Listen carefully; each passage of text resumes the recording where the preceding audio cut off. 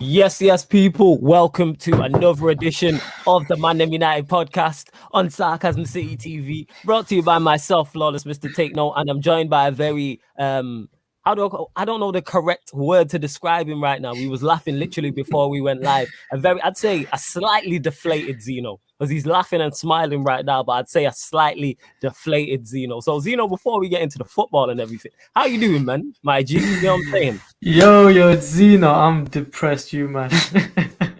It's gonna be a Yeah. long show, man. I came prepared, and we have so much to talk about, so much to dissect. But yeah, I'm good. How you, bro?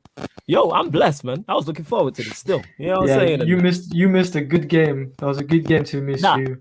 I did watch it, but obviously I wasn't on the watch along. But salute to you Yeah, and Eddie for holding down the watch along in it. Like I say, the Sarcasm City TV. I say all the time, the circle around me is the best. Say this all the time in it. The circle around me is the best in it. Like, I have the best team, nah, 100%, hands you know down. what it Come on, is. fam.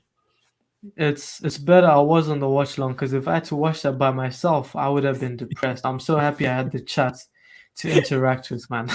The chat helps, you Was hear me? And having yeah, someone man. like Eddie Good. with you helps as well. I've not spoke to Eddie Mm, about it, so I don't know his thoughts, but I know he be running jokes all the times because he's a character. You know what I'm saying? And yeah, 100%. 100%. Yeah. It is what it is. Yeah. But yes, people, this is the ManDem United podcast, which is a podcast dedicated to all things Manchester United. If you haven't seen it before, myself and Zeno will be discussing obviously the 1-1 draw versus Southampton, answering your questions in the comments as well. But before we get into that, love to everybody who's supporting Sarcasm City TV in whatever capacity. And the reason why I continue to say that at the start of every single live stream is simply because, the way we growing is expeditiously. You know what I'm saying? Expeditious rate. Big up to you lot, because whether I'm here or not, you lot still support. Like, I was in the chat when Eddie and Zeno was holding down and watch along. You lot was still supporting the Q&A same way. So love to everyone in it. The show yesterday, which I thoroughly enjoyed, the Arsenal Chelsea gonna talk from the Arsenal versus Ballers at the Bridge. The recap of Chelsea winning 2-0 at Arsenal was fantastic. Salute to the Arsenal Dons. Salute to the Chelsea Dons. Like, I was in the comments busting up. I was behind the scenes busting up. And they both called for backup as well. Like, the Gonna Talk Dons went and got Igal, you get what I'm saying? So Igal jumped on. The Chelsea Dons went and got Carefree Lewis and he jumped on. And it was just a free for all, you get what I'm saying? 8-man tag team match. So you love to see that. But yeah, man, big up to everyone who is locked in 100%. And let's get the shares up as well. Get the shares up. Let's get more people in here. People, get the shares up. Go to my Twitter, go to my Instagram at That's Me Flawless, and you can retweet and like and share it from there. Zeno's TikTok is also underneath in the description as well. Zeno's TikTok is underneath in the description, so make sure you follow big superstar on TikTok. You know what I'm saying, man? Like Zeno and that. You know what I'm saying? He out here, but like I say, he's slightly deflated. But all right, Zeno, we'll start with you in it, because after United won 5-1 versus Leeds, and we're going to get into Gary Neville's comments as well, people was looking at me like I was crazy for saying we can't win the league. Now it's one. Now we drew 1-1 against Southampton, and that's why I called this show what I called it: 1-1 draw versus Saints. Very poor performance, or too overreactionary, or is that a mixture of both? What do you think, Zeno? Do you know what it is? And it goes back to exactly what we were talking about last week with Statman when we got gassed. We do have a good squad, and we all know this squad has the firepower of beating anyone, but this is the players on the field. And when you said the dugout doesn't have it, that's when the dugout just doesn't have it, and you were right. And it's coming to show in the second game. So that's the thing. I still believe we have a good squad to challenge, but again, our biggest problem wasn't the players. Our biggest problem is the person who's controlling them, the person who's choosing the team, making the subs when he needs to. How does he affect the game? I was happy we went down 1-0 because I said, okay, early on in the season, let's see how Ole does. He has a good squad now. There's no excuses. How does he change the game? Let's see. And he just proved us right, or he proved you right when he said he doesn't have it. So basically, in a nutshell, that's what it was for me. All right. What I will say is why I didn't, and people in the comments are talking about getting too giddy, you know what I'm saying, after Leeds. And again, this is why I said Manchester United cannot win the league and can't challenge, because I know what this team is, I know what some of these players are, and I know what this manager is. Simple as that. Never mind the competition we're competing against, because to me, we're competing against 3 teams with 3 quality managers And I don't think we've seen that in the Premier League in a long time, where there's been three rival teams, three teams competing for the title of that caliber. Yes, they all have weaknesses with three managers of that caliber too. Where if you talk to all three sets of fans of those teams, and I'm talking City, Chelsea, and Liverpool, they're all looking at winning the league. They're all confident of winning the league. So that's how I'm looking. So I didn't expect us to win the league or challenge. In return to the game, the reason why I said poor performance or too reactionary is because was Ollie at fault? Yes. But I put this draw mostly on the players, simply because we had enough of the ball and had the ball in enough of the right areas to win that game 100%. Like we hit the bar, we had a shot cleared off the line. Pogba had a couple goal-bound shots that were blocked. So I remember these things happening, and there's probably more chances that I've forgotten about. So that's how I'm looking at it. So the reason why I'm putting more of the blame on the players is simply because we had there was a time in the game where it was like they've shown the last 15 minutes, and we had over 70% possession.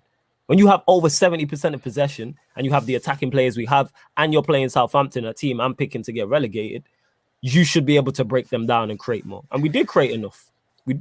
Southampton, all right, they scored the deflected goal. That can happen. And then Armstrong had the chance from the Maguire mistake. And then that was that. You know what I'm saying? But they really should have scored. Yeah. But minus that, De Gea didn't make too many saves. But I know what these players are. I know what these teams are. People are talking about our defense was poor. Like Maguire and Lindelof weren't good. And Shaw wasn't good going forward. We know Wan-Bissaka's deficiencies. This is why we were so happy and adamant about getting, and this is why we wanted to get Varane, because we know our defensive issues. People are talking about Matic and Fred not being good in that game. Matic and Fred weren't good in that game. I know this. You know this. Everybody knows this. But this is why we've done how many shows talking about how we need to get 6. We need a DM. So why are we shocked when a midfield that's not good enough doesn't perform? Why are we shocked when a defense that is not good enough falls short in a game and has a poor performance? So I think we are being slightly too reactionary. But then again, my expectations, what I've realized is my expectations are much lower than most United fans. It's much, much, much lower. This is why I didn't get upset. I said it from the jump. I'm on a vibes thing this season, because for every 5-1 Leeds game, there'll be a 1-1 versus Southampton. And even though I predicted us to win, I wasn't shocked by it. Because then when it's not going well on the pitch, you need the manager to do the business. And I don't trust his manager to do the business again, people. I've already said, so let me just reiterate this for the Ollie innings. I put the majority of the blame on the 1-1 draw on the players, but that doesn't mean the manager is blameless. Because, yes, bringing on Lingard is well and good, but bring him on earlier. We're chasing the game. Why are you bringing on McTominay? I don't get it. I'm lost as to that. The Lingard change, I understand, but it's too late. The Sancho change maybe 10 minutes earlier type of thing. But yeah, go on. I'm just getting that off my chest. But I think we have been slightly. You know what? I do hear what you're saying. Mm-hmm. But for me, like, okay, most of the blame has to go to Ole, because let's look at it like this. From the jump, starting lineup, Matic and Fred, they do not work. Last time I think we played them two was Leicester in the FA Cup, and we got absolutely battered. The thing is, they just don't complement each other. Fred doesn't make the movements. Matic was a holding DM, and he lost the ball 21 times. Now, in the first half, how we set up was we were deep. We played with the double pivot. Matic didn't play as the lone CDM. So we had our back 4 and our 2, and we were very defensive. And it's like, why do you set up like this when we know we're not good? Like, you look at Fred, he doesn't have ball retention, and he's not good when he's pressed. So you look at this midfield 3 of Matic, Fred, and Bruno, yeah? Bruno and Fred do not have good ball retention, and when these two get pressed, they turn into prime jumper. I've said this before. Bruno, when he gets pressed, he's poor. He goes hiding, and he doesn't know what to do. That's what happened with the goal. He thought he had enough time, but they took the ball off him.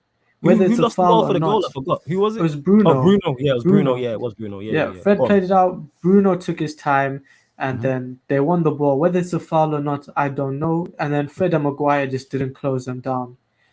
Now, with the starting lineup, Chelsea bought Lukaku, City bought Grealish.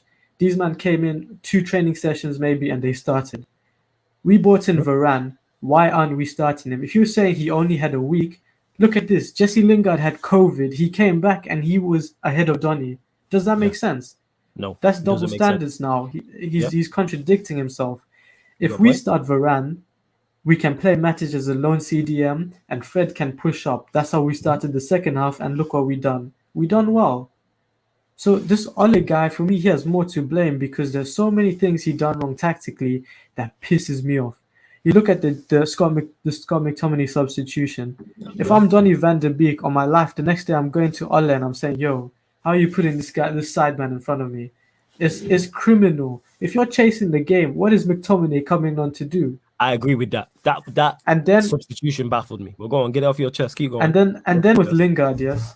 Mhm. I get what you're saying, as in it's a good sub maybe earlier, but Lingard against low blocks is just clueless because he went to the left side and we put Pogba in DM. Now, how does that make sense? When Pogba has played further forward, especially against low blocks, everyone knows Pogba's quality. He can unlock the block, and that's what he did for the goal. Him, Bruno, and Greenwood linking up again. But what do? You put Lingard there, whose best attribute is turning and running into space behind the lines. That's why he was so good for West Ham, because Lingard needs space to run. Where's the space when you're playing against a low block? There's no space there. So you're taking Pogba out and you're putting someone who ain't going to do anything because he can't break the lines with passes. He doesn't do that. So, gee, that's Ole for me. The Donny one is very baffling. The Donny one is, like you said, Lingard coming back from COVID, and not only does he skip ahead of, like, that's the excuse for Varane who's settling in, Sancho settling in, but no Donny either. Like, he just don't rate him. Simple as that. That's what it comes down to. You know, like certain And this people, was the perfect game for Donny. players. Yeah, you play Donny. Yeah. When you have, we had, I think in total, I think we had 65% possession of the ball. So for all of Fred and Matic's deficiencies and them giving away the ball, this is why I'm saying we had enough of the ball. If you have 65% of the possession playing against a team you're better than, you should win. That's to me, though. You should win the game. If you don't win the game, I'm looking at the players. Yes, what you're saying is, like I said, what you're saying is not wrong in the terms of Ollie's not blameless. That's why I said that. I just put more of the blame on the players because I think that's with me. I rate the players much more highly than I rate Ollie. So I'm looking at them to do the business. I know Ollie's deficiencies. How am I going to get mad at a manager I don't think is good enough falling short? How many times are we going to see him wait to make changes or make substitutions too late and then and then if he makes them on time or he makes the subs late, make the wrong one? I can't be shocked when we're chasing the game and you bring on McTominay. You have Juan Mata, Donny, Lingard all on the bench and you need a goal and you bring on McTominay. Like, common sense tells you if you need a goal, bring on an attacking player. Whether that's Donny, whether that's Lingard, whether that's Juan Mata.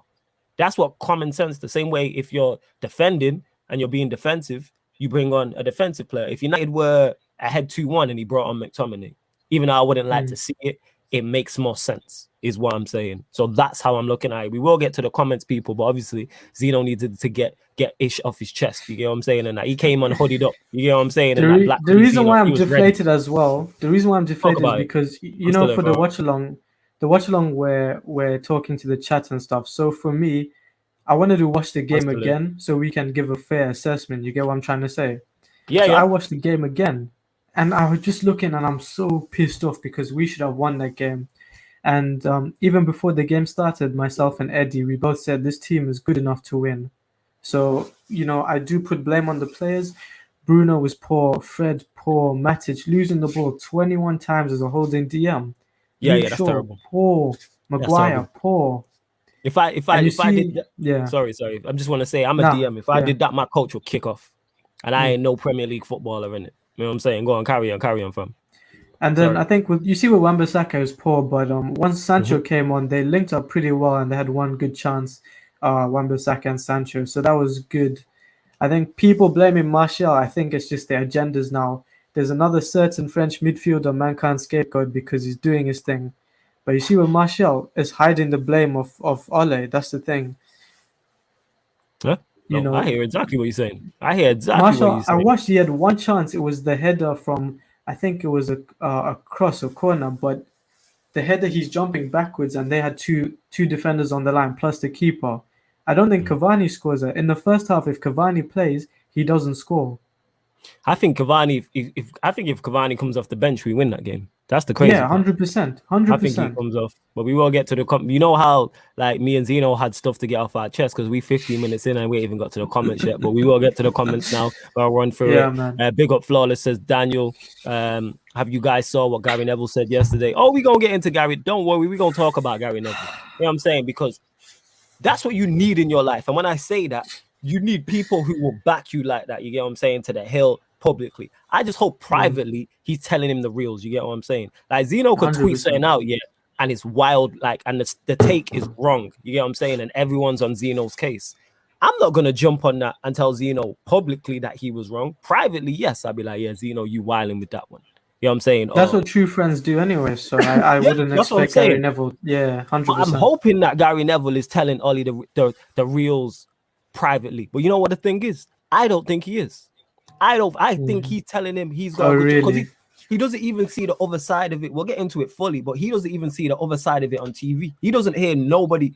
He doesn't see no deficiencies with what Ollie's doing. Why is Jamie Carragher, a Liverpool legend, talking more sense about Manchester United than us? Talking about building this and building that and all these type of things. You know what I'm saying? And that. So that's how I'm kind of looking at it. Yeah, Daniel, I hear you. Love to my babes, Mimi in the comment, my queen. She says, flawless. Babe, I beg you, collect your brother from Twitter before I finish him. He is a mess. She's talking about Ryan. We all know he's a mess. You know what I'm saying? We all know he's a mess. Look, and here he is. Big up my GZ, you know, says Ryan. He is a mess. We know this. Big up, man. Is what it Big is. up, big up. Notorious FAT says we got too giddy after Leeds to get it. And we did. And I said this, go back and watch the first watch along we did. I'm on there, Zeno's on there, Dan's on there, JV's on there. And me and JV had a debate afterwards, and JV's trying to tell me we can individual brilliance our way to a league. I'm not saying it can't happen. What I'm saying is it's never happened before. And I don't remember, let me reiterate this. I've never seen 3 managers of the caliber that are in the league chasing the title be defeated. It's going to be one of those 3. Personally, I think it's going to be Tuchel and Chelsea. Someone argues City and Pep, cool. Do I think it'll be Klopp and Liverpool? No, simply because of the squad. If they had a better squad, they're right in there. But I don't see our team with our deficiencies. That's not like our team. Everyone knows we need a DM. And we'll get into DMs we've been linked with. And then you add in the manager we have. So, yeah, man, that's how I'm looking at it. Kind of Devil says, big up Flawless and Zeno. I have missed the show. Yeah, man, large up. Good to have you back, Kind of Devil. Big up the ManDem, says Malcolm. Big up to Zeno for hosting the watch along every time, man. Large up, Zeno. You know big up, man. Appreciate that. Big up. Albafa says, sick name, by the way, my guy. Imagine Tuchel's exact system with our squad. I argue he won't need a DM. Or he doesn't get the best out of our players. We don't really need world-class players in every position. Albafa, I've never seen your name before, but you are preaching to the choir. I've said that many times. Tuchel went to Chelsea with a team that wasn't his. The previous manager said this team is not good enough to compete. Tuchel couldn't even speak English. Went there, won a Champions League, couldn't even speak English. And I watched their 2 games apart. I think it was Leicester was their last game, and then they played Wolves next, like 3-4 days later. Yeah. I watched both of them. And I could see the difference. Man's not even had a full 24 hours and can't even speak English. And I can see what Tuchel is trying to implement with none of those players are his. And he went there. I remember that game, actually. Yeah, won that. Oh, what's his name? Go on. So, yeah, I remember that game, actually, because Statman done, average positioning. And from Lampard to Tuchel, the way the system looked, players in possession. When you look at United and Lampard, it's everywhere. It looks like year 11 football at school. That's what I'm saying. So Tuchel done in 24 hours. He went there and can't even speak English. And he did it in 24 hours. Man was translating through Rudiger. And he went there with the Champions League people, got to a FA Cup final. Yes, they lost, but they got to a FA Cup final still with a team that's not even his. And they have, put it this way, they don't have our attack. That Chelsea side don't have our attack. You know what I'm saying? Chelsea fans were criticizing their idea. Is Jorginho good enough? Is Kante good enough? Is Mount good enough? Is Havertz good enough? You know what I'm saying, is Ziyech good enough? Even Werner, who we criticize and run jokes about, he utilized. You know what I'm saying? Is defensively are they good enough? Is Christensen and Rudiger, these man good enough? Is Thiago Silva, is he too old? Aspilicueta, is he too old? What are we doing with Reece James and Callum Hudson-Odoi and Chilwell and Alonso and all of these players? So that's how I'm looking. So yeah, Albafa, you spot on. You spot on with this. I swear Lampard even said the squad wasn't good enough. And look what he done. He convinced these guys that the squad wasn't good enough. He said the squad wasn't good enough. He was trying to sign Declan Rice and Tarkowski. But people tell me man. managers can't utilize that. Like, don't get me I got Make triggered it in make doing the sense. most because we were talking about City's team and how, like, we were talking about going on about defenders and how Company was playing next to winning league titles, playing next to Otamendi. Fabian Delph at left back. I said, don't take liberties. And then I asked Jan City and I said, so you're telling me that having a great manager can actually improve your side? And she said, yeah, but I said, when I say that, I'm wild in it. You know what I'm saying? I'm negative. I'm the problem. Like, I'm picking the team. You know what I'm saying? And that, like, I'm out there playing. Do your job, large up Eddie, who says, big up the man them. Ollie had me and Zeno stressed out here for real. No, had this stressed out here for no reason. Should have won easy. I hear that. Malcolm says, Big flawless. up, Eddie. Big up. Large up Eddie. You're gonna catch Eddie on the what's it called, on the watch alongs in it as a regular. I've not even asked him, but I'm asking him now on a live. I've been meaning to reach out to him. Pardon me. Flawless, did you listen to Nuruddin's grass talk? No. Let me know what that is, Malcolm. Large up my guy Nuruddin as well. Bless up the panel and all the man them into the stream, says Black Diamond. Yeah, man, large up. Large Big up. Where else we at? Let me see if we get to some more. Because we got so much to discuss. You know what I'm saying? Yeah. We didn't even answer the comments. Yeah, serious. That's what we are going to get to your questions, people. Just think of the link up between Donny and Sancho with the one touch, quick footwork. All my days. Albafi, you're new here, but I like how you're talking. You know what I'm saying? I like how you're talking. Please make sure you subscribe and you come back. I like how you're talking. Wan-Bissaka is awful, not good enough for United. You can't coach a player to be better on the ball. I disagree with the law. You can definitely coach a player to be better on the ball. Do I believe Wan-Bissaka can be a Trent? Absolutely not. But can he learn how to cross? Yes. Something crossing is something you can do. And then what also you do when United dominating the ball and you're not doing much defending, you know what you do? Take off Wan-Bissaka and put on Delo. I'm like, why are you not putting on Delo? All that space on that right-hand side, bring on Delo. I don't understand it. But hey, it is what it is. I don't know. Kind of Devil says all the pundits are shit. If we're being honest, you know what I'm saying? Yeah, I do talk to Young Sim privately. You know what I'm saying? You lot just gotta ignore him and then he'll just punch himself out like a child. If you see Neville at Valencia, you understand why he rates Ollie He was worse. Wow. Wow. That's deep. Wow. Wow. Jesus. Wow. Ali says, big up Zeno and Flawless. Eddie should be on more. That boy is class. Yes, Eddie is class. And that's why I said he's going to be on more regular. And that's why I'm saying now, if he wants, he's got a permanent slot on the watch alongs. You know what I'm saying? That's what it was. Where else?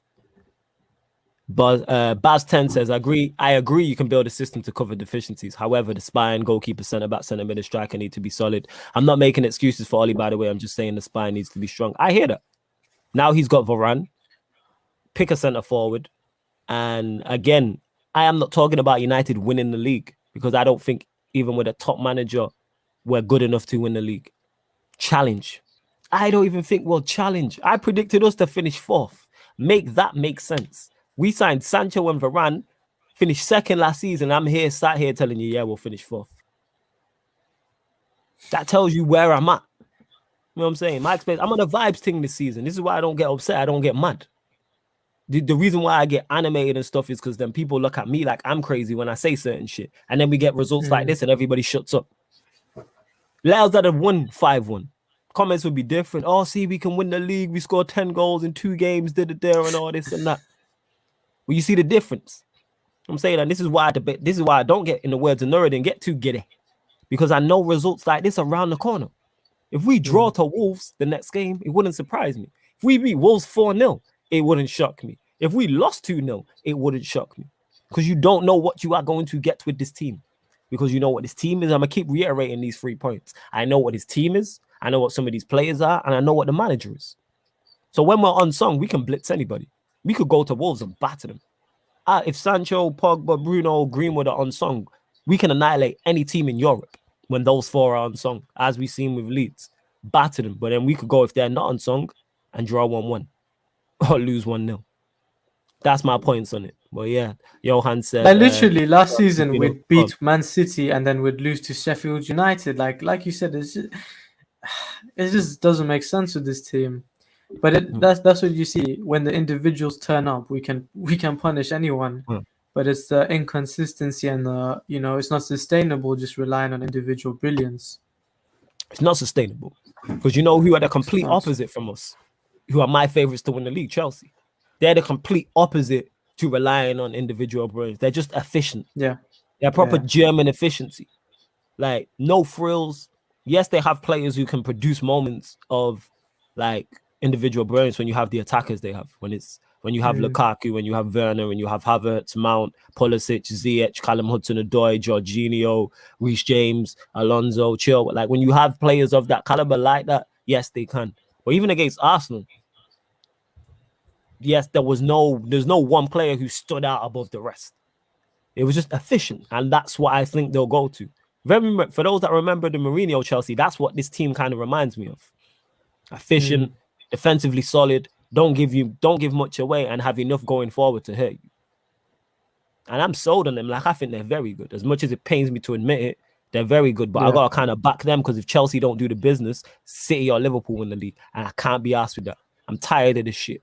Them two are two of our biggest rivals, swapping Premier Leagues and Champions Leagues, and we're here losing in Europa League finals. But I'm supposed to be positive about this, though, Zeno, innit? I'm supposed to be positive about the situation we're in. Now I get you. I think for me, like after the Leeds game, you know, it's good to bring a different angle. I'm not going to be deluded, and after a game like this, where I've seen the deficiencies in the manager, and say we can still win the league, I'm not going to do that. If we battered Southampton, best believe I'm coming here gassed, running the agenda. But we didn't, so you have to react to the game. Yeah, 100%. Bladjup Eddie as well says, you already know I'm there. Big up the opportunity. Flawless. Yeah, man, calm. Thoroughly deserved. I did say I was going to get you one on something, so there you go, innit?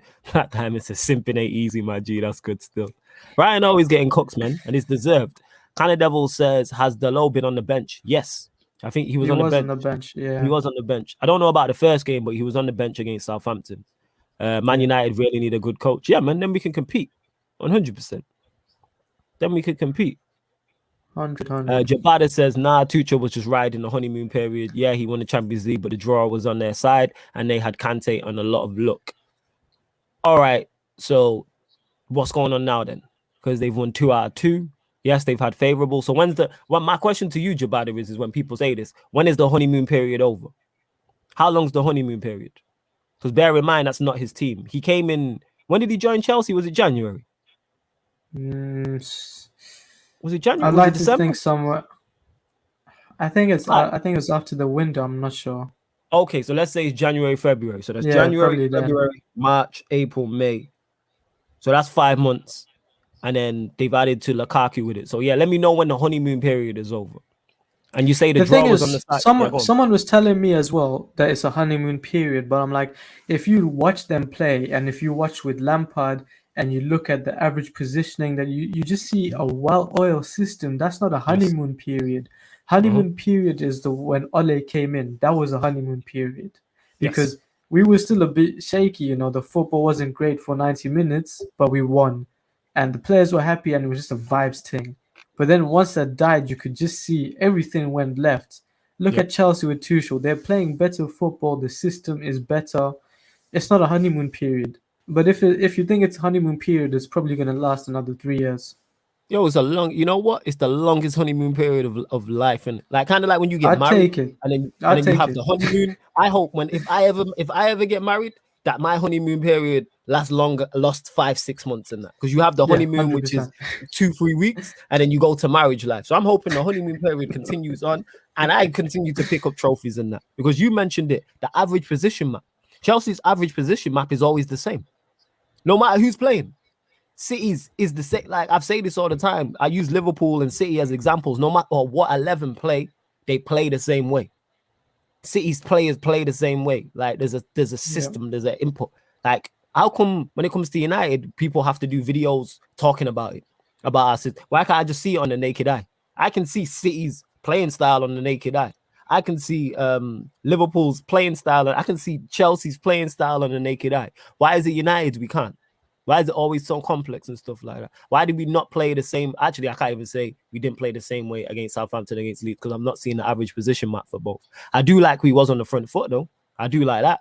I do like the fact that we had, I think in the first 15 minutes, we had 6 or 7 shots. I do like the intent. but then we have to kick on. Pardon me, and we didn't win the game. Drizzy does big up for the super chat, says vibes and chill this season. That's what I'm on. Vibes and chill this season. I'm taking my loan at PSG. Paris is the place to be. Messi is the greatest player ever. Large up Drizzy does for the super chat. Much appreciated. I will, whatever conversation we've got going on, if you do drop a super chat, we will stop what we're talking about and get straight to your super chat, people. But big up Drizzy does, always supporting the thing and that. Baz 10 says the performance against Southampton is why I have no faith in United. It depends what you're looking at. Like I said, I have enough faith in Manchester United to finish in the top 4. I think we'll finish in the top 4. I think so. Go on, fam. You won't say something. But I think, finishing in the top 4, but I think we can because of the players we have. But again, if it's anything other than first, because the way the Ole Inners and the top Reds made it seem, we finished third, then we finished second. So if we don't finish first, what are you telling me then? He has to go. So I think top 4 again is... If we don't get top 4, a trophy and quarterfinals of Champions League, if one of them we don't get, he goes for me. I said at the minute, I'm not Ole out, I'm not Ole in. Let's just see what he does. I don't rate him as a coach. He doesn't have it. But, just give him the season now. What are we going to do? He signed a 5-year contract. Was it? Oh, shit, it was 5 years, isn't it? So Jesus long, Christ. Man. You see what PSG done with Pochettino? The perfect thing to do. 18 months, see what he does. I swear Tuchel was 18 months as well. Do the same for Ole. You know what? If you said Ole, like, because he had 1 year left if he didn't sign, he's going to go into games thinking his job is on the line. If he doesn't do this, he's not going to be eating good. But you see, like this with the 5-year contract, even if he gets sacked, he's getting paid. He's getting paid out. Yeah. Huh? He's comfortable. Yeah, and it says it's only one game. Are you talking about this? But the thing is, it's only one game this season, but we've seen games like this before. This was nothing new. You know what I'm saying? The only difference here is that we had more of the ball and we had enough we had enough of the ball in the correct areas to win the game, but we're used to seeing the wrong substitutions late. This was nothing, relying on individual brilliance per usual. Like that's what's not new. Again, this is why I'm on a vibes thing this season. Like this is why you don't see me. There's no video of me ranting and raving on a watch along, on a recap show, on a Red Talk, on a ManDem United, on a Q&A, nothing, because I know what this team is. Now, if we had a quality manager and this was going on, I'd be much more upset. Because I'm like, yeah, we can challenge. We should be on 6 points out of 6. But again, I don't expect us to challenge this season. People are talking about we must challenge. I'm like, where? I'm like, you can think that I'd have that as an expectation. Cool. But we know what these managers deficient. You expect these managers to go toe-to-toe with Pep, Tuchel, and Klopp. Really? And I keep dropping points, and we're dropping points against the bottom teams, not even against Pep, Tuchel, and Klopp. Yeah. It's mad. Shout large up Drizzy does for another super chat. He says, me and Paul Pogba are having our last dance this season. We are going out with the assist record. Real Madrid, here we come. Big up Drizzy does. I hope he doesn't go, but if it happens, if it happens, he happens. Yeah. You know what I'm saying? Here's what it is. Man brought on Jesse, and I'm fairly sure he's not a part of Ollie's future. Johan, I don't get it. You just come back from COVID. Why not bring on Donny? Why not bring on Juan Mao? And you're chasing the game. Like Southampton, it's not like Southampton offered much going forward. They scored the goal, which was a deflection, and then the Armstrong chance that he should have scored from the Maguire mistake. I don't remember De Gea making too many more saves than that. And the momentum was with us. When Greenwood scored the goal, I thought, all right, we're going to kick on here and get the second. And then the momentum kind of died a little bit. I was waiting for wave after wave after attack, sustained pressure. But yeah, but you see, like I definitely said we had the team to beat them. But 100%. If I'm looking at clear-cut chances, like I watched again, there was the Pogba header in the first half and the Greenwood header. If we're relying on 2 headers to beat Southampton, it doesn't look bright. Like people can say it's one game, but it's the principles that come from this game. What we see off the field. It's not just the result. It's what we're seeing with Ole. It's what we're seeing on the field. Games are won and lost in the midfield. Everyone knows this. But you chose a midfield 3 that does not complement each other at all. If you put Matic and Donny, it's a different game because they complement each other. Yeah. If we keep the ball, Southampton don't score basically. If we have more possession and they have less possession, the odds of them scoring, they decrease. Yeah, no, I hear what you're But saying. Exactly. yeah. Trust.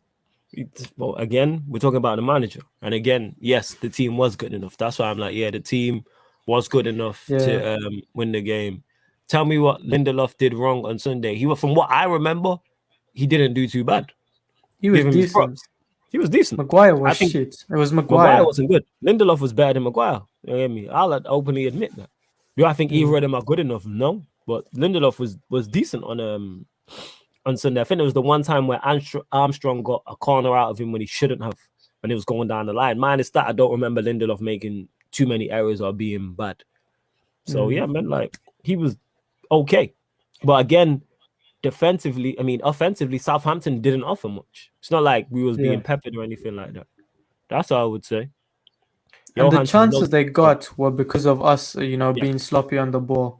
Maguire lost possession, I think it was Armstrong. He could have scored, but he shot from point blank and they saved it. Yeah, and then Bruno So, did you think that was a foul though? Yes, I did. What were your thoughts? I thought it was You know why I also did? Because what happened with us and Son last season with Spurs. That's why I said, but you see, VAR is not consistent.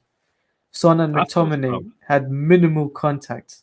Yeah, I thought it was a foul. Hey, you lot, get the likes up on the video as well, man, before me and Zeno continue. I don't care whether you're watching this live or watching this back. Hit that like button on the video, subscribe to the channel, Sarcasm City TV, and hit the notification bell when you do. Also, as well, if you want to become a member like a Johan, like a Daniel, like a Eddie, link is underneath in the description for the Sarcasm City TV membership.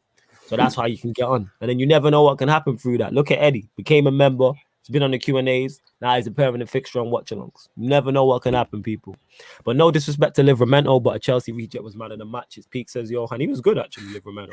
Bro, us we came on with Statman on Thursday, and we were laughing that they had Livramento on. We made him look like prime Dani Alves. I don't know what to say. I don't know what to say. Yeah. Flawless, you're 100% right. If Conte came to you boys, that would elevate United with just that move, in my opinion. I agree.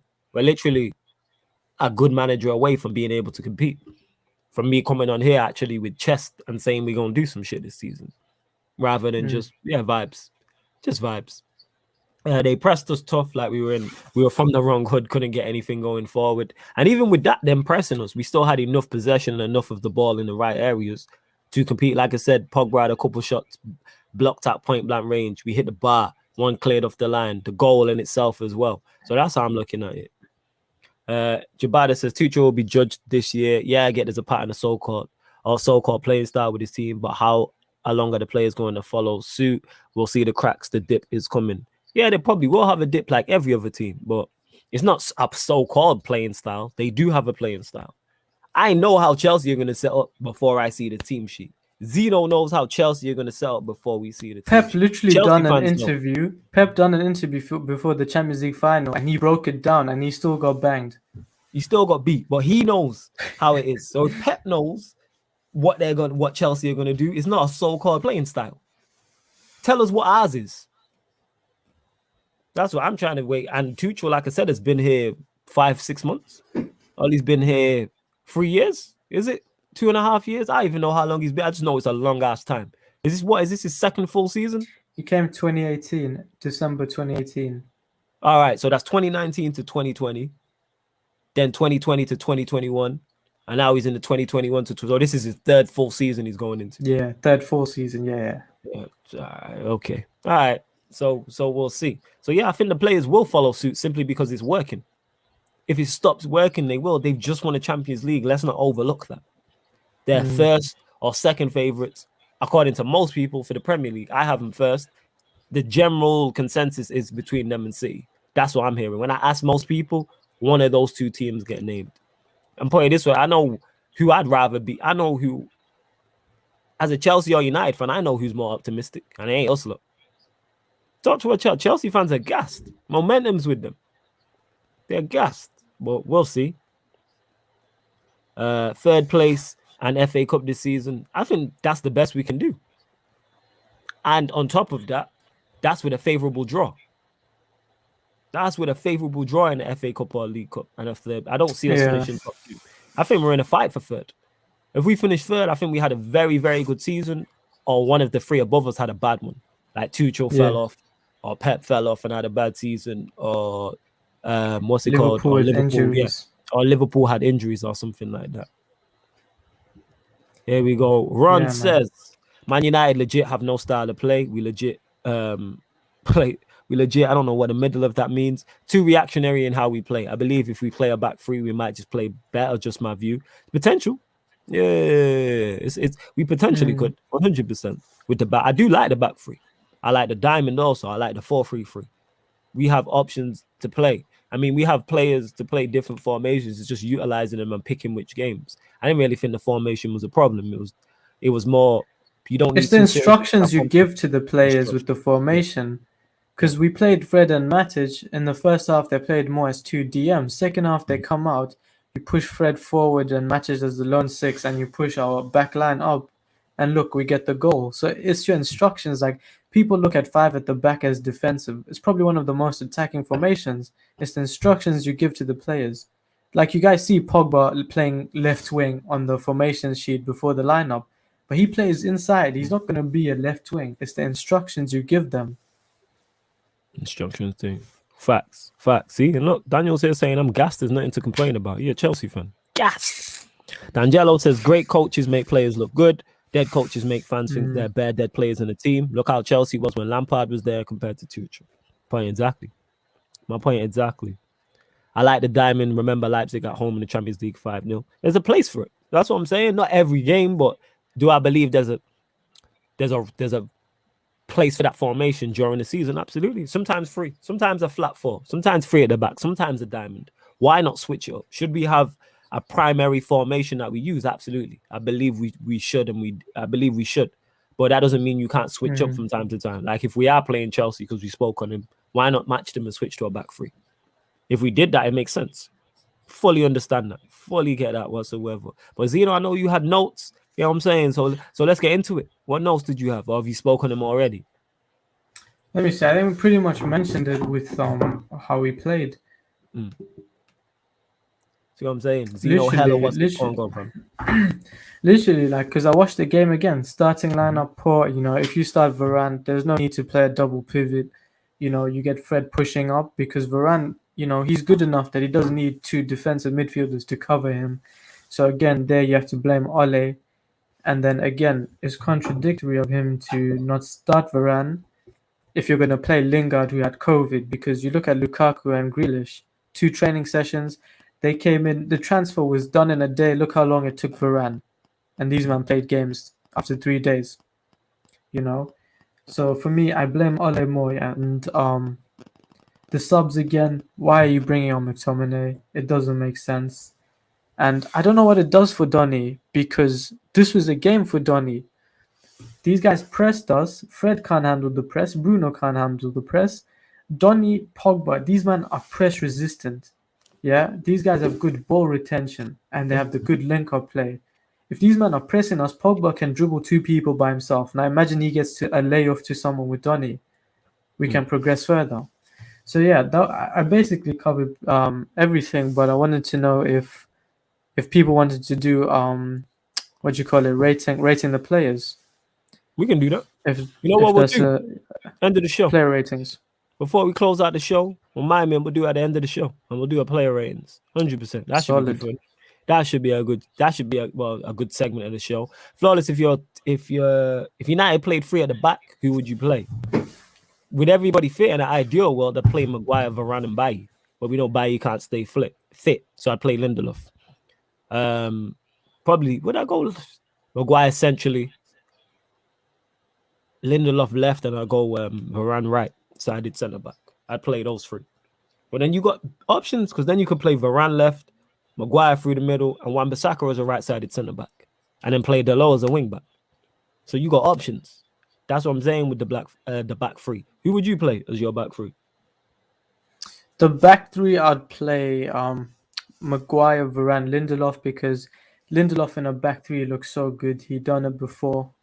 And I wouldn't play Wan-Bissaka right centre back, because I think there's more to being a defender than just tackling. I think his positional awareness and his aerial presence, he gets bullied in the air. So I wouldn't play Wan-Bissaka there, because like we saw against Leipzig, he cost us 2 goals in, I don't know, 5 minutes or something because of him not being aware of his position. Mm-hmm. Now, if we're playing three centre backs and Varane is right-sided centre back, Dalot has to play right back. If Dalot's Right playing wing, right back, this isn't a defensive formation anymore. 100%, 100%. So that would Yeah. be my back three, and then Luke Shaw, Tellers. See that you got so many options. That's the thing, because you could even play Luke Shaw as the left-sided centre back, and then left wing Oh back yeah, you can play definitely. Tellers. You have so many options. Johan says when we played a back five or three or at the back or whatever you call it, we got put in a split by Leipzig and then the Europa League. That being said, though, we played it against PSG and won. That's one of our most impressive performances last season. So that's the catch-22 with it. We played a back three against PSG, and we thoroughly deserved the win. Like thoroughly deserved to beat PSG. And Neymar and Mbappe were both playing. It's not like City, who only played Mbappe once. Like no, and half fit. Like no, we fully played both of them and won. So that's how I'm looking at it. Eddie says, Ollie trying to save face at this point because if Varane comes in and we look dead, Lord of mercy. Yeah. We can't be doing that. Oh, Daniel was asking who's starting it. Wait, one sec. Let me get to this. Lindelof is a good defender, just gets unnecessary hate by some Manchester United fans. He's not good. He's bang average. It's not unnecessary. He's bang average. That's the problem we have with Lindelof. He's bang average. He's not good enough. You know what I'm saying? And I'm not saying Maguire is good enough either. What I'm saying is Lindelof isn't good enough. And Maguire takes all For the stick. Manchester United standards, Yeah. maybe he's perfect for a team like Arsenal or Brighton, but not for United. Yeah, you get to an Arsenal side. 100%. 100% he does. Who'd be your starting 11 with the back three? I mean, that's a tough question still. All right, so I'll probably go Henderson and go. Depends who we're playing. If you go in a bit more, do you go everybody fit? I'm going Varane, left-sided centre back, Maguire central, Eric Bailly right-sided centre back. Dalot is my right wing back, left wing back Shaw, midfield two of. This way it gets tough, yo. I'd probably go Mike and Donny, Mike Donny. Then how the hell do I get everyone else in? I've only got 3 places left, innit? 5, 2, 3. Jesus. Pogba, Sancho, give Martial in it. Bruno got that's tough still. I don't know. Man bench Bruno. Yeah, that's wild. That's what I'm saying. That's wild. Because I just don't think Bruno fits in with that system. That's my point. You know what? What would you play? That's tough, man. That's tough. I think so. So for me, De Gea, obviously. Or do I drop? No. I could play. Wait. Jesus. Wait, let me say mine, and I know you'll agree. Yeah. Do I play Pogba deeper? This is why I'm not a manager, people. That's tough. Yeah, go on, family. So De Gea keeper, right wing back, left wing back, Shaw, Dalot. Yeah. Right centre back, Varane. Left centre back, Maguire, and in the middle, Lindelof. Okay. I think Maguire's better on the left side, anyways. Then the midfield 2. So how I'm gonna play it is the 5-3-2. 2 strikers. Okay. My 2 strikers are Greenwood and. You know what? Actually, Greenwood and Martial. Okay. And then in the midfield, Donny, Pogba, Bruno, because you're playing 5 at the back or 3 centre backs. You don't need 2 DMs. You play Donny there. There's less defensive pressure on Donny, and Pogba. Pogba and Bruno. You don't need to explain that. Now maybe the 2 strikers. Maybe Sancho could be there, but the more like wide strikers are Martial and Greenwood, the more natural ones. Yeah, so if we're going to do this for a one-off game, that's what I would do. So you say Pogba, Donny, Bruno works still. That's fire. Again, people, that's why I'm not a manager, because I struggled to, Because then, Donny could just sit.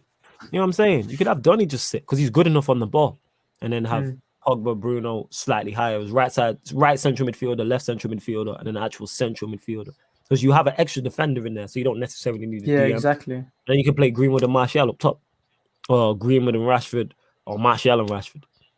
Shit, what about Sancho though? I think you could start Sancho actually, maybe Martial and Sancho, because you are playing as a wide forward type of thing. So you would go wide, and Martial wide, and then Bruno as a false 9. problem is you got options, people. This is what we're talking about. Got hella options. That's what it is. You got so many options. So that's how I'm looking at it, type of thing. That's a good question. See that? That's why I fuck with you lot in the chat, because that's exceptional. Because that had me baffled for a sec. Sergeant Marshall, who says, "What's good, Flawless and Zeno? Big up to you." You lot continue to get your questions in as well. And yeah, to go back to the title of the actual show, yeah, I think I think it wasn't a very poor performance. It was good in parts, it was poor in parts. Do I think people are being too overreactionary? Some of the fan base, yes. However, my expectations are much lower than everybody else's. So that's why I'm not saying people are wrong for overreacting. That's just how I'm looking at it, because I know what his team is. I keep saying it. I know what his manager is. I know what some of these players are. This is why we're so adamant on getting a DM. Like, we've been linked today with Sound Against. I don't know too much about him. We've been linked also with Ruben Neves. Also been linked with Camavinga. So I've seen all three of those links today. But who knows? Hopefully we sign a 6. I don't know too much about Sound Against, but I'm hearing he's not a 6. Ruben Neves, we know, can actually play that role. Is he what we need, though? I don't know. And then Camavinga, I'm hearing again, he's not a 6 either. So it's like, we need an actual 6. Blue Strip says, what do you think the reason is for Donny not getting any game time? Like, why did we even buy him then? For whatever reason, Ollie don't rate him. That's what I would say. Don't rate him. That's the only explanation as to why you wouldn't play him. 4-3-3 starting 11, says DeMarcus Riviera. Woo, that's good. Henderson, Shaw, Wan-Bissaka. I'll probably go Dalot, actually. Depending on who you're playing. If I'm going offensive, Dalot. If I'm trying to be more defensive, Wan-Bissaka. Shaw left back. Varane, Maguire. Matic, Pogba, Bruno. Sancho, right side. Pogba left. Martial up top. That's it. We're going to go into Martial as well, because I'm still not off. I've already said I'm a big fan of Martial, yes. But this is the season to prove himself. But I was having this discussion with one of my cousins, because he was saying, all right, Martial needs to go. And I was like, why? Because of one bad season. So I was like, what about De Gea, who's had 3 bad seasons, who's not had a good season in 3 years? Why does he get a blight? Or because of what he did previously? So because he was good for us 4, 5, 6 years ago, why does he get a blight? But Martial, who had 1 poor season last season, but we got a goalkeeper who's on big money, by the way, who's also wanted to leave, who has been dropped in the past because his head wasn't in it, and he hasn't had a good season in 3 years, and people are not saying anything. Well, here we are. But yeah, that's my 4-3-3. Go on, I'll let you land, Zeno. 4-3-3. So De Gea, Dalot, Luke Shaw, Maguire, Varane. Varane complements Dalot. Dalot has the freedom. My midfield 3 would be Donny, Pogba, Bruno. Donny doesn't do worse than McFred. He has better defensive numbers. He has better interceptions, better blocks, and he has better passing. You know, he's press resistance. He has good ball retention. He has good 1-2 touch layoff passing. So him and Pogba would link up. Like I said, he's not going to do worse than McFred. So Donny, Pogba, Bruno. Right wing Greenwood, striker Martial, left wing Sancho. What was the front 3 again? Give me the front 3 again. Front 3, left wing Sancho, striker Martial, right wing Greenwood. Makes it all right. I'm even going to argue with no front 3. I hear that. So see that? Me and Zeno have just named our 3-5-2-11s, our 4-3-3-11s. They're both slightly Give us different. the job, man. But I have no issue. Give Zeno the job. I'm not the guy in it. I just be on a vibes thing. I'm just there. When someone says, what do you do? I'll be like, vibes. That's what I'm running. I'm just coaching vibes. Pure vibes. I'm just here for a good time. The bants. We just going to be running joke, all that type of stuff. That's what I'm going to be on in it. I'm making sure everyone's morale's high. We running bants. You know what I'm saying? You need the balance, each other. Yeah, you need a balance. Like, that's what you bring me in for, isn't it? You're literally doing what Ole's doing, and you didn't get your badges. This is facts. That is fact. 100%. 100%. But yeah, like I was saying, whether it's the 3-5-2 or I have no issue with either of Zeno's lineups. That's how good I think the squad is. I have no issue with what he is. Slightly different to mine, but I have no issue with either of them. It's all about playing. Adding them to the 11, it's all about playing style and things of that nature. But here we are. Eddie says, what do you think about this proposed Lingard and Rice swap with West Ham? LOL, I know you're not his biggest fan, Flawless, but he may end up being the one we get. I've said it in the past. You said it there, Eddie. Is he my number one, number two target? No. But if we got Rice, would I be upset? No, because he's better than what we have. Rice is an improvement on what we have. I just think there's better options out there. However, if we sign Rice, I'd hope to be proved wrong, number one, and he's much better than I expected. And two, at least we're trying to address a problem area because he's better than McTominay and Fred. He's better than those two. Like 100%, without doubt, he's better than those two. So that's how I'm looking at it. I just don't see the hype. I don't get it. What's your thoughts on it? I think with Rice, I changed my argument because I think still he's not my top two. My top two is Bissouma and Didi. If we get either of these two, we're gonna ball out. But you see with Rice, people are saying he's bad at progressing. DeMarcus says it there. If you're playing Rice next to Pogba, we don't need Rice to progress. Win your defensive tackle, pass the ball to Pogba, sit back. You don't create. We don't need you to do everything. That's why the good thing about a team and a system is you don't need everyone to do everything. You don't need the right back to be crossing if that's not your system. If you have Sancho there, let Wan-Bissaka do the defensive duties. Once in a while you get up and you support him. But it depends on the system you have. So for me, if we get Rice, especially if we do the Lingard swap, I think it's good because it frees up a space for Donny in the midfield, further forward, and we actually have a DM, because he just has to win his tackle, win his challenge, pass it to Pogba, and sit back. Yeah. And that was my thoughts on the whole Ndidi situation, because people are talking about, obviously Leicester got battered yesterday by West Ham. And all of a sudden people are like, this is why you pick Rice over Ndidi, because Ndidi's not press resistant and all this. I don't necessarily need my DM to be press resistant. Because you know what you do when the team are pressing high? What happened with just going a bit more direct and going long? What's happened with that? I don't understand why you must be press resistant. Like, yes, it helps. Of course, you want your team to be pressed. But if a team's pressed, why can't we just go a bit more? Because if a team's pressing high, you know what's in behind? Space. And what the Manchester United have in abundance is pace. So how about we stretch the game? How about we just, Pogba's playing left wing and Pogba's 6'3", just go along to Pogba. Yes, it's not pretty. Yes, someone in the comments is about to call it Brexit ball, but why not? Like, why not just go long? What is the issue with that? You know and the thing is, if we do get the DM... Yeah, go on. So if we do get the DM, Pogba's playing next to him, pass the ball to Pogba. We know Pogba can create from deep. So that's what I'm saying. Just get the person to do the defensive duty alone. Just make sure you're solid defensively. I don't want you to go and score goals. We don't need you to do that. We have Sancho, we have Bruno, we have Cavani, we have Rashford, we have Martial. Win the tackle, pass it to Pogba, and he will create from deep. That's it. Win the ball back and pass it 5 yards. That's all I want my DM to do.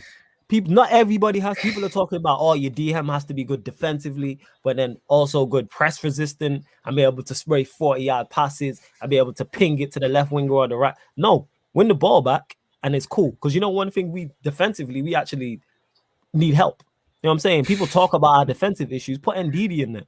But all of a sudden, off this one game, it's like, this is why, isn't it? Why Leicester play? Why are you trying to be press resistant with Ndidi if West Ham are pressing high? Because I seen Rice get spun back St. Maximum and no one was talking about him. Now, all of a sudden this week, because I didn't watch the game, but I presume he was good. I didn't Ndidi was poor. All of a sudden now let's get Rice. Like, people are very reactionary. You know what I'm saying? People are very reactionary. And DeMarcus is saying Rice only passes to the fullbacks. Though, are you a West Ham fan? I'm legit just asking out of interest because I love to get a West Ham's fan thoughts on it. But that's all I want my DM to do. Is get the ball and play it 5 yards to Pogba or Bruno or Delo or Shaw or whatever. Zeno hit the nail on the head. He doesn't have to do everything. And guess what? If we're dominating the ball, you take him off.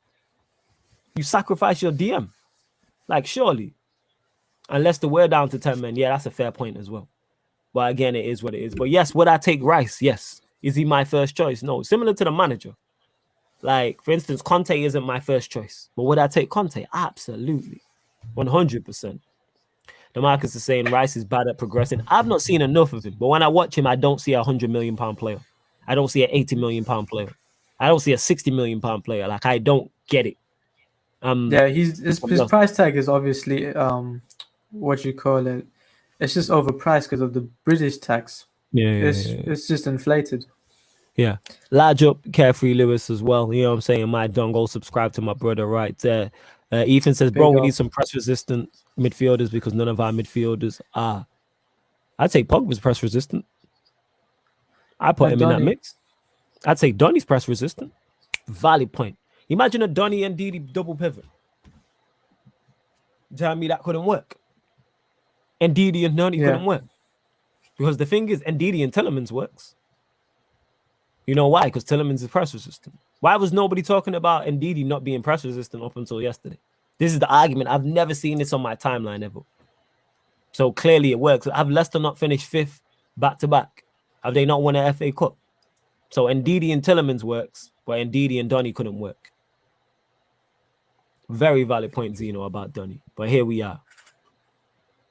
Here we are. Who knows?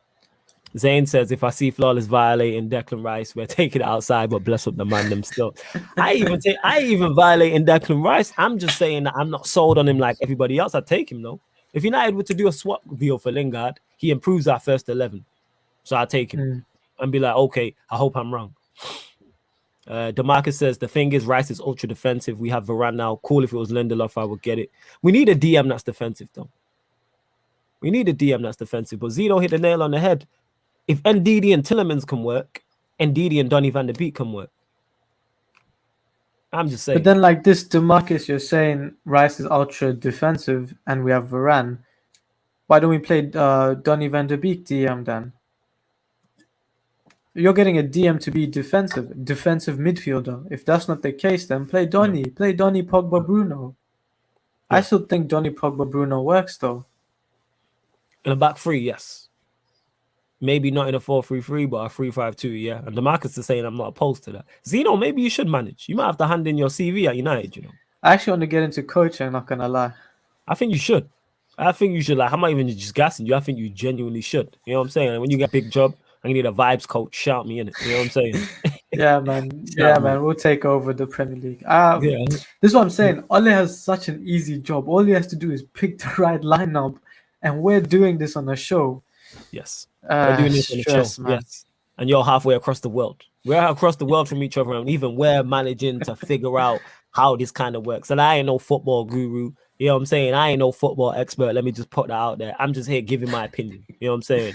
And a lot of the time it's wrong. Sometimes I get it right. But I'm just here giving my opinions. TMC says, Declan is just a good midfielder. That's all. He doesn't do anything special. Just does his job well, in my opinion. You know what, TMC? That's the vibe I get from him. I see him. I watch him. And I'm like, defensively, you're not exceptional. You're not a deep line playmaker exceptionally. And you're not a goal scoring midfielder. You just seem good. You know what I'm saying? You're just saying good. And Eddie makes a great point here. Especially if Bruno is going to continue to play striker, we'll need to sort it out defensively. Yeah, because sometimes we're playing 4-4-2. Sometimes we do play 4-4-2. 100%. Hashtag Zeno win, says Don KJB. HHFF says Zeno in. That's Paco asking the questions. Where you from, Zeno? Well, obviously I'm South Asian, but I was born and raised in Zimbabwe and then moved to Australia 3 years ago. There you go, people. You know what I'm saying? Nail Post I jump the Nail Post podcast. Catch me on their podcast after the United game. I will be going over there, and I'm gonna get them on Sarcasm City TV as well. It's just that mad busy. The schedule's hectic, but big up the Nail Post podcast guys, and they support. Unfortunately, they support Liverpool, but minus that, great people, great content. Go check it out. We've got Rice at home. Go and get Ndidi vintage quote from Flawless. And the mad thing about that is I'm being credited for that, and I've seen it online. I can't remember from who. I give credit where it's due in it. You know what I'm saying? And like I give credit where it is due. And I seen it online. Basmati over Declan. Yo, Basmati rice slaps as well. I ain't gonna lie, man. Basmati rice slaps. Basmati, we got rice at home, man. Like that is one of them that is gonna stick. You know what I'm saying? That's gonna stick. People mention it all the time. All the time. TMC says, yes, bro, from Zims, done know, man, out here. Big up. I'm saying.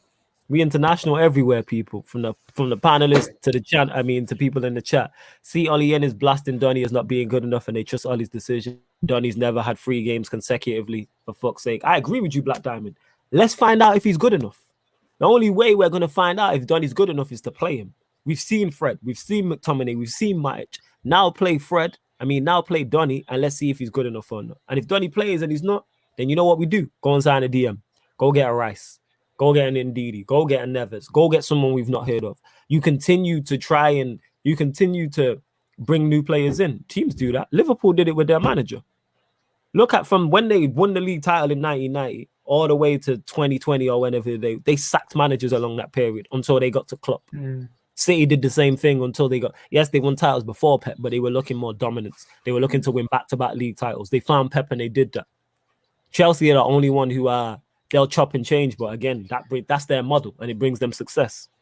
So that's how I look at it. You see with that Black Diamond, before we change, go on. How a player needs to get consistency. They need the running of games, and that's the same thing that happened with Axel.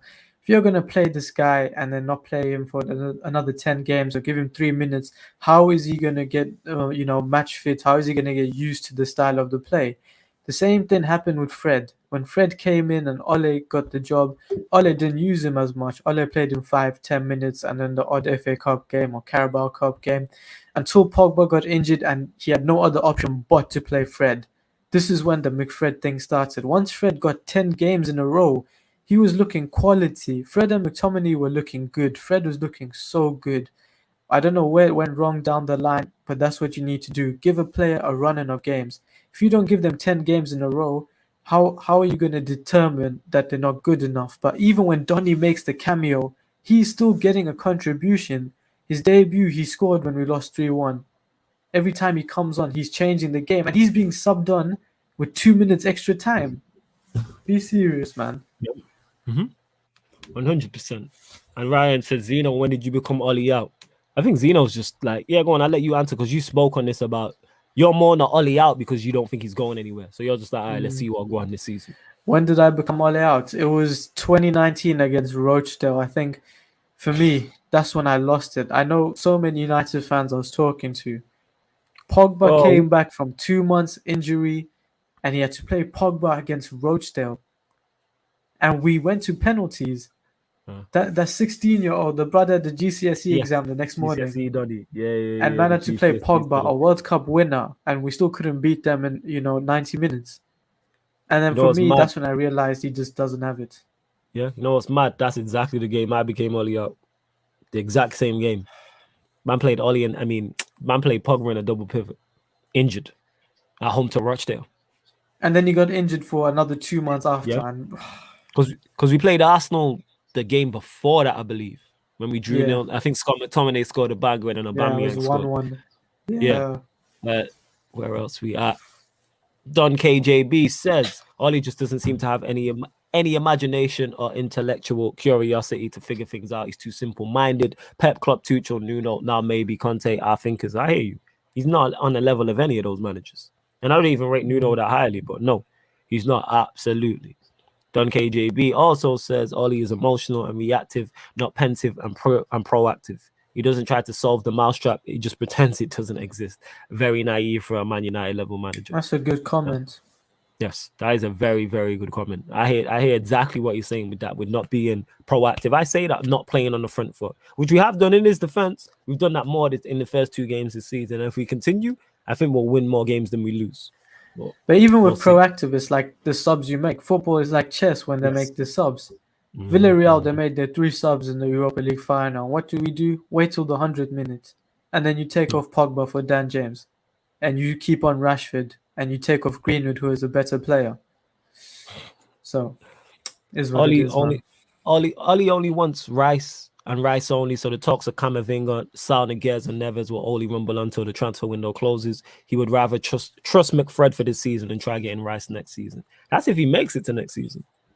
That's if he makes it. We don't even know. The market says Camavinga or Salniguez. I've not seen enough of either of them to stay. You know what I'm saying in that.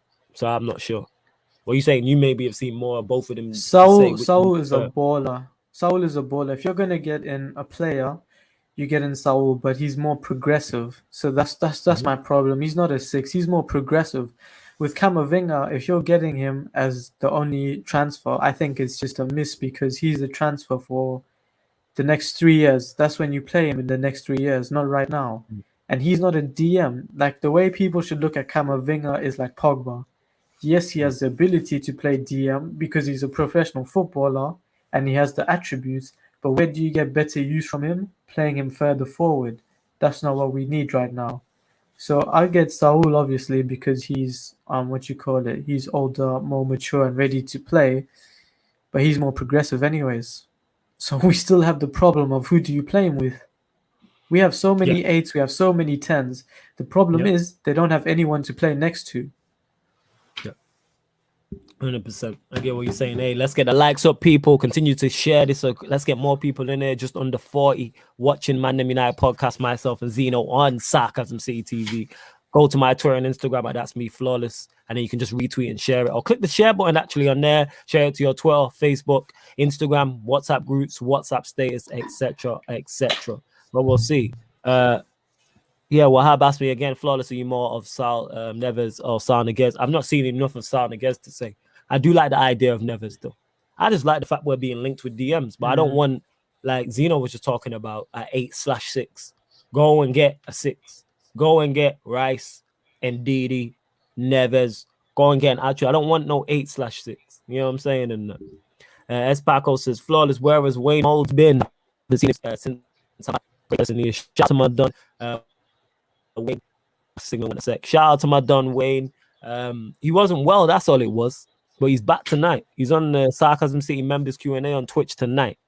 You know what I'm saying? So he'll be back. He'll be on the Twitch. So yeah, man, make sure you look out for Wayne. But yeah, large up my guy, Wayne. These aren't even DMs, they are not DMs, bro. That's my point. With Sal Niguez, and I don't know. Yeah, I don't know about enough about Camavinga and Sal Niguez, but I'd even take an 8/6 over what we have. I want an actual 6 though. You know what I'm saying? I want an Ndidi type or a Rice type or a Neves type. But we'll see what go on. We'll see what go on. But anyway, let's get into it before we close out the show. Gary Neville, Jamie Carragher on Monday Night Football on Sky. Gary Neville backing his guy, innit? Gary Neville, yeah. Gary Neville backing his mans and their boys, and Carragher made them. I've got a Carragher statement right here. You know what I'm saying? Yeah. Hold up. I'm going to get the Carragher statement right here. He says, and I've been saying this, if Guardiola, Klopp or Tuchel had Manchester United squad, you'd feel they could win the league. And he's spot on. He's spot on. If one of those 3 managers are managing Manchester United, I'm on here saying we can win the league. I'm not saying we are favourites to win the league. I'm not saying we should win the league or we're favourites or we will. We can challenge. And I believe the squad is good enough to challenge. But with this manager, no, I don't think we can, because there's deficiencies in there. And we've seen when the team isn't up to it, he's not going to change it around. Go on, Zeno. Did you find it? Yeah, it was the comparison of the Premier League games after 99 games. Oh, yeah, man, compare. I got a lot to say on this with the comparison with Klopp. So I'm going to let you go first on that. So I'll just read out. So literally the points per game is Klopp's 1.89 to Ole's 1.86. And then the points per game rank Ole 3rd, Klopp 4th. And then the win percentage, Klopp 54%, Ole 53%. And then the runners-up, 2 runners-up each. We had the Premier League and Europa League. They had the League Cup and Europa League. But the big difference now, the spending. We spent £421 million to Liverpool's 247, and the net spend, we had 314, and Liverpool only had 30 million profit. You know what I'm saying? It's kind of like, but you should even be comparing the two. Let me just get the comments, because I got a lot to say, because it's like Gary Neville is much more knowledgeable about football than I am. But how comparing Klopp to Ole to Klopp is just all wrong, and I'm going to explain why in a second. No player ratings. Yes, me and Zeno will do the player ratings at the end of the show, 100%. Wahab says, Flawless, what are United's chances this season without a proper DM? With or without a DM, we can't win the league, and we can't win the Champions League, I don't think. Increases was maybe winning an FA Cup or League Cup, but that's it. Rants rinsed Gary Neville on Twitch last night, Flawless, no surprise. Tamarcus says Carragher is a joke. Nah, he's spot on about United, though. What he said there, that statement about if Klopp, Pep or Tuchel had United squad, you could say they would win the league. Yes, 100%. Do I agree with pundits all the time? No, but sometimes they hit the nail on the head. And when they're not emotionally invested or tied to the club, it makes a lot more sense. This is why I like Gary Neville when he's not talking about United. I think Gary Neville is one of the best pundits when he's not talking about United. But here we are. So yeah, so he compared Klopp to Ole. Here's the difference with Klopp. And I've used this analogy more time. 9 times out of 10, no, 99 times out of 100, when you apply for a job, they ask for your CV. The reason why they ask for your CV is to see what you've done previously, and then they're trying to get a rough guide onto what you can do at your company. You know what I'm saying? And that type of thing. So that's what it is. Same way with people who jump on channels and stuff, I use it to the YouTube space. Zeno comes to me and goes, yo, such and such is cold, we should bring him on the show, we should bring him on whatever. What am I gonna? All right, I'm gonna see. All right, what's he been on? What's this guy's body of work? And I'm gonna sit down and watch and go, okay, he's good or he's not good. And I might say, yeah, he's good. I like him. He comes on here and it doesn't work for whatever reason. Or let me use it. Or gal, it might be a female. Or the girl comes on here and it doesn't work for whatever reason. It's like that can happen. And it's the same within football. You know what I'm saying? CVs matter. Go and look at what Klopp did in the Bundesliga. Yes, he got relegated. With Mainz, I think it was. He got relegated. But he brought them up anyways. You know what he did? He then got promoted with that team. You know what he also did that people are forgetting? He won the Bundesliga with Borussia Dortmund. And not only did he win the Bundesliga with Borussia Dortmund, people, he won it back-to-back against Bayern Munich. He won it 2 years in a row, back-to-back against Bayern Munich. And we know how dominant Bayern Munich are in the German league. You have to give him credit to that. Prime Bayern. And then 2 seasons after that, you know what he did? The season after they won it the second time, got them to a Champions League final. Yes, they lost, so he has stuff that he has time because of what he's done in the past. That is the difference. The reason why Klopp was given time by the Liverpool board and the Liverpool fans is because what he had done previously. If Ollie had that type of resume, I'd be here giving him more time because I'm like, you know what? You got it right previously, so you might get it right here. Nowhere on Ollie's CV has he got it right anywhere. Nowhere. Let's keep that real. Nowhere. He won the first time he was in Norway. He came to England with Cardiff, got relegated, then left them 15th, 16th in the championship. Then he went back to the Norwegian league and didn't win it. He has nothing on his CV, and he's showing me nothing currently that makes me go, all right, you can turn this around. Whereas Klopp, you look at what he done when you win 2 Bundesligas back to back, you know what that gives you? Time, people. That's what it does. It gives you time. And that's what it is with Klopp. Neopold's podcast is in the podcast, and they'll tell you that because they'll look at that and go, all right, you've been successful previously, so you can probably do something here. And they've seen an improvement on what he was doing at Liverpool in terms of playing style. I can see what he's doing. And then eventually, when he started getting his players in, boom. You know what I'm saying? They won the Champions League, they won the Premier League, etc. They got to a Champions League final as well. They made it to, I think, 3 finals before they won the Champions League one. So he's improving. He's improving. We lost 4 semi-finals. So this is why it's just such a false equivalency to compare the two of them, because he hasn't done what they've done. The reason why City went in for Pep because of what Pep has done previously. The reason why Chelsea went in for Tuchel is because of what he'd done at PSG. Not in terms of winning League, getting to a Champions League final. That's an achievement. Being in the last stages of the Champions League final, being under that much pressure at PSG, because it's a pressure job. All right, this is how these things work, people. So that's why I just hate comparing Klopp to Ollie, because Ollie hasn't done what Klopp's done. So yeah, that's my thoughts on it. You know what I'm saying? But I think more than looking at these stats, because if you look at the points per game, okay, it's similar. But there's one thing that numbers don't tell you, and that's what happens on the field, the eye test. Klopp came in with the style of play, with a way to play football, and you look at the plays he came into. I have a friend who's a Liverpool fan. The team they had, I felt bad for him. Ricky Lambert, Balotelli, you have Moreno, Adam Lallana. Look at these guys. And you could see the style of play Klopp wanted to use, and then guess what? They don't spend money. What does he do? Wijnaldum and Robertson. I think I only know the price of Robertson. Robertson was 6 million. Wijnaldum couldn't have been expensive. But these two were relegated footballers. But what did he do? He turned them into world-class ballers. But you see, Ole is getting 90 million, 70 million, 80 million for a player. And what does he do? He's making them worse. So this is what the paper and the numbers aren't going to tell you. It's the eye test. The style of play after 3 years, you couldn't tell me what we're playing. No one can tell us what we're playing. Counter-attacking football against West Brom at home, playing 2 DMs. Who does that with Man United and the team we have? Yeah. It's your CV that warrants you time. Your CV, not being a legend.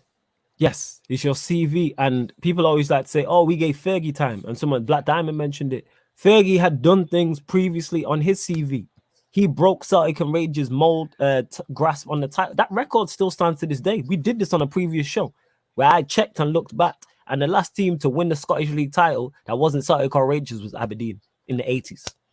He won a European Cup with Aberdeen. So this is why, bear in mind, this is 1986 we're talking about. That's also why he got time. Because it's like, you've done incredible things previously. Your CV buys you time. That's what it is.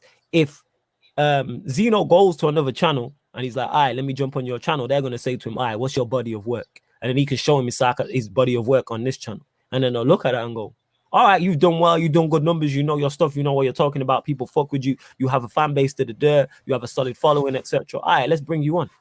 His CV, and then if he goes on there and he has a poor performance, maybe his first one, they'll go, all right, we'll give it time, he'll get into it. Or he has an average performance. They're like, all right, you're going to build into it, you're going to get to it. Same way if I go somewhere else, I might have an average performance at first, or my performance isn't up to scratch, or it isn't entertaining. And it's like, all right, it's flawless, let's give him time. And then boom, you know what I'm saying? Your CV gives you time. Again, that's why 90% of companies ask for a CV. Most companies will ask for a CV, but here we go. And even Ferguson, before we end this, Ferguson coming to United, what was the pressure then on Ferguson? Because for Ole now, we're Manchester United, one of the biggest clubs in the world, the biggest club in England. What was United back then? Who was dominating? We weren't dominating. So he had the CV that warranted him time, but also it was the pressure around. And then once he got Cantona and everything, that's what happened. And that worked because first of all, it's the CV. And then I'm pretty sure he had a set style of play that, that started working for him back then. Yeah, eventually. But with Ole, we're here 3 years and we can't see the identity. Or even if it is, why are we playing counter-attacking football? The most unsustainable thing for us as a big club. Because there's one way just to shut us down. Low block and then, press players like Bruno. Yeah. And that's what teams do. And look, we lost the Europa League. We lost 4 semi-finals. So, yeah, I don't know. I don't know what people see in Ole to give him time. But it just baffles me because, and the people, you guys are inconsistent with your argument. Because even with Mulder, the one he won, apparently he spent more money than anyone before. So again, he needs to buy a team of 11 world-class players. And even then, we talk about our squad depth as our main positive. He still doesn't know how to use it correctly. He doesn't know when to make subs. And he doesn't know how to choose the starting lineup.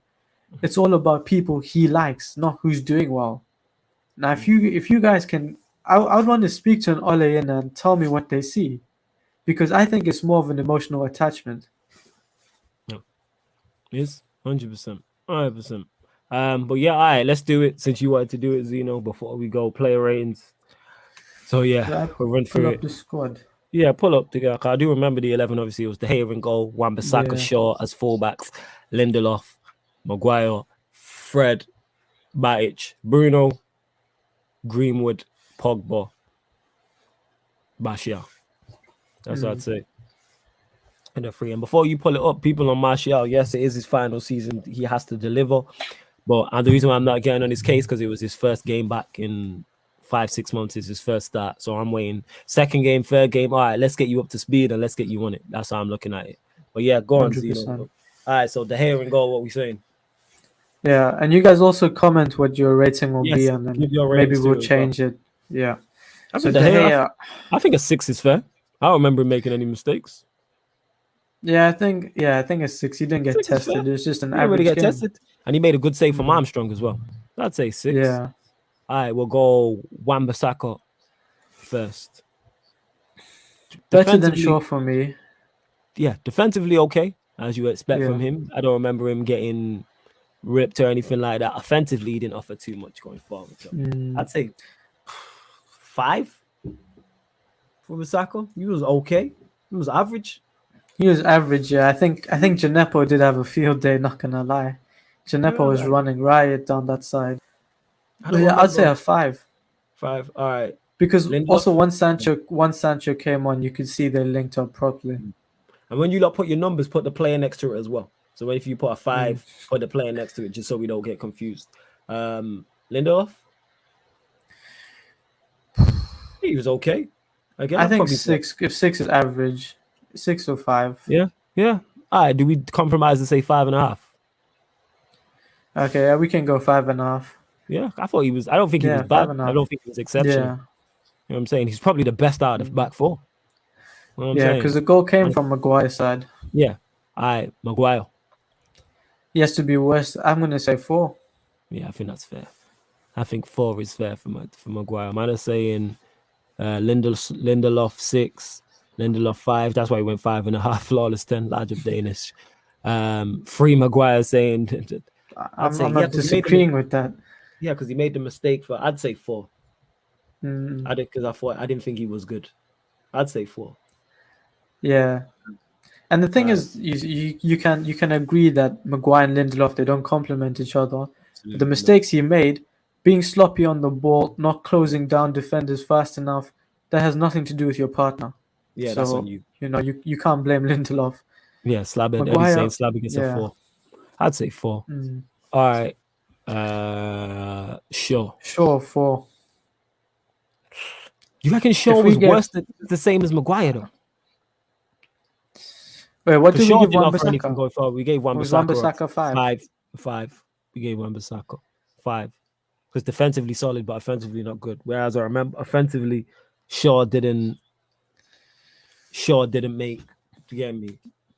Yeah, Too I'm much. I'm gonna give him maybe 4.5 because better than Maguire, but worse than Wan-Bissaka.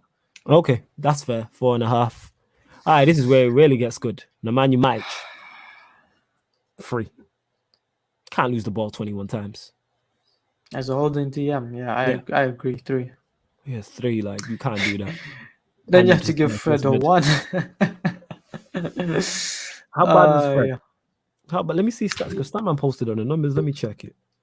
Hold on. He done the comparison. Yeah, he Yeah, did. So I'm actually gonna get a lot from my guy Statman. Hold up. Fred, what do you man saying? 3 for Matic. I think Fred was definitely worse than Matic. Yeah, I'm not gonna argue either way in it. That is not my hill to die on in it. Man said Fred 0, Fred 2. Matic lost the ball more. So 68. Well, Fred had 20 less touches. Pass accuracy 75%. Duels won 9 out of 13. Possession lost 16 times. Ball recoveries 13 times. 0 interceptions. 3 tackles. 2 key passes. 0 clearances. That's Fred. The thing is, though, his ball recovery, that's good. Yeah, but then Matic had 12 ball recoveries. Matic did lose the ball more. Fred lost the ball 16 times. And he had less touches and his pass accuracy was worse. 9 out of 13 duels won though. No, I didn't blame the grass. Yeah, I wouldn't give him a 0. That's being hard. What did we give Matic a 3? Yeah, you have to give Fred worse, maybe. 3. You reckon 3? Yeah, fair enough. I'd say 3. 3, yeah, 3 is fine with me. All right. Bruno. I think Bruno was poor, He was poor. I'm gonna say 4. 4. Yeah. I don't remember him offering much whatsoever. I'd say Bruno 4. All right. The next guy I think was man of the match, scored the equalizer. Greenwood. He was probably the bright spark. I'd say Greenwood. What do we give Greenwood? Because he did one thing about Greenwood, he looked a constant threat. He looked a constant threat. I'd say 7. Same. Just for the goal. Yeah, exactly. Just for the goal. And like I said, he did miss a header, but he did. Greenwood 6, I don't know. Obviously for Greenwood standards, he has a higher ceiling than that, but I think 7's fine. Yeah, and he scored the goal. He looked the most threatening. You know what I'm saying? Yeah, that's fair enough. All right, Paul Emile Pogba got the assist. He was my man of the match. He was yours. So what you saying? I was gonna say for Pogba, I was gonna say probably a 6.5. I think for Pogba standards, yeah, because I rate Pogba differently. So for another midfielder, if that's Fred, that's probably an 8, 9 out of 10. But for Pogba 6, maybe 7. I think 7. All right, 6.5. Well, compromise because Pogba has so much to go up. So yeah, Pogba 6 and 7. Yeah, 6.5 for Pogba. All right, Martial. I thought he was poor. He was poor. Yeah, he wasn't the worst on the pitch, but he was poor. He didn't offer much at all. You know what I'm saying? Like, I think what I noticed about Martial is when he got the ball, when Pogba played through balls, normally he gets the ball and he's running at the defender's feet and he's taking them on, but he looked slow. He looked like, he just wasn't up for it. But again, Martial said himself it's going to take him a few weeks to get back into it. He's coming off 6 weeks of injury, 6 months, sorry. Facts. You can't just come back and hit the ground running from injury. Certain players don't do that. Yeah. Certain players don't do that. So we're saying Martial, what, 3? Man is saying 4. I reckon a 3. The only reason why I wouldn't go 3 is because, again, I blame Ole before I blame Martial. Yeah, I hear you. He was poor, in the chat saying 4. I'm seeing 4s. Let us know about Tony's. Everyone's saying 4. Notorious FAT saying 4. Large up my Don Harris in the building. Big up Harris. Big up Harris every time. Big up. 4 Notorious FAT. 4 Eddie saying Paco 4. DeMarcus is saying 4. I was gonna say 3, but if everyone's going 4, I'm happy to go 4. Because would you say he was better than Matic or worse than Matic? It's close. You know what I'm saying? It's close. There's not much in it. I'm not gonna argue. Maybe 3.5. Yeah, it was poor anyways. I'm gonna say 3.5, 4. I'll go 3.5. I would. All right, the changes. So McTominay came on for Fred, I believe. Yeah. Didn't really do much. So I'd say standard 5. It's average. Yeah, but he's McTominay and he's shit. 4 for me. All right, we'll go 4. Sancho came on, I think, earlier. Yeah, it looked kind of bright. 5. Yeah. Linked up well with Wan-Bissaka again. Yeah, I think he was 5. decent. McTominay, you're saying 4. Lingard didn't really have enough time to impact the game. When you come on 85 minutes. Yeah, you just have to give Lindelof a 5. Yeah, that's what I'm saying. And then Ole, -7 for me. That's a negative. You know what? I'll let you rank the manager in that. So you're saying -7, yeah? Yeah. Saying -7? All right. And TMC says, Flawless, when is the next podcast with all the gang rants? Saeed, Statman, Aaron, Nuruddin, and Musa. Red Talk. I'll be on there. Rant, Saeed, Statman, Aaron will probably be on there as well. Red Talk. That's where we'll be on. McMuffin 3. Sancho 2. Yeah, you are. And he definitely wasn't a 2. You weren't the worst player on the pitch. 5 Jaden. And what? Ollie got a what? -7. -8, yeah. You give him a -8. That's at 1. What are you giving a 1 for Ole, though? I think the only plus I can give Ole is playing Pogba further forward. All right. We'll go with that. Wily with that. But yeah, man, that's something we're going to add into the show now. Big up to Zeno for that. You know what I'm saying? We will do player ratings at the end of every show for the game on the weekend, or if there's a Champions League game, we'll do 2. So we'll do that. Only rating equals sack ASAP. But yeah, man, love to everyone who continues to support the show, man, and support ManDem United, Zeno and myself, and just Sarcasm City TV as a whole. ManDem United, we're here every Tuesday and every Thursday, 5 p.m. So Tuesdays and Thursdays, 5 p.m., myself and Zeno. Sometimes joined by a special guest as well. I'm going to start getting special guest back on. Obviously, it's a new start to the season, so myself and Zeno, we just wanted to get things off our chest, you know what I'm saying, before we start getting special guests on. But soon. You already know people that you see me on different channels, ManDem that I linked up with, so yeah, you'll see that. But Zeno, anything you want to add before we bounce? Nah, man, big up the comments. It's always live, and it's good having you guys on. I think you helped me through the game 100%. It was so depressing.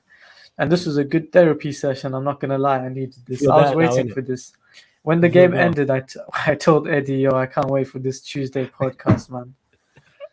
Large up, man, innit? And salute to you and Eddie for holding it down as well. That'll be the pattern. We will be back with that watch along as well. Wolves versus Manchester United. Myself, Zeno, and Eddie will be on there bringing you that game. Also, as well, what watch alongs am I doing this weekend? City versus Arsenal. That'll be live on the Sarcasm City TV Twitch. I will be doing that one. Zeno, you're more than welcome to jump on. That's just a vibes podcast. I mean, a vibes watch along, I should say. So yeah, keep an eye. Watching Arsenal play. Oh man. Yes. Because people keep asking me. That's so people consistently ask me, like, when you're going to start doing Arsenal watch alongs. When you're going to do Arsenal watch alongs. So yes, Arsenal watch alongs it's now on my mind. So as long as Arsenal are not playing on the same day as United, more often than not, I do the Arsenal watch along. 100%. Champions League draw on Thursday. No, I'm not doing a Champions League show, because Jesus Christ, they're the longest thing known to man. I did one last year on Aaron's channel.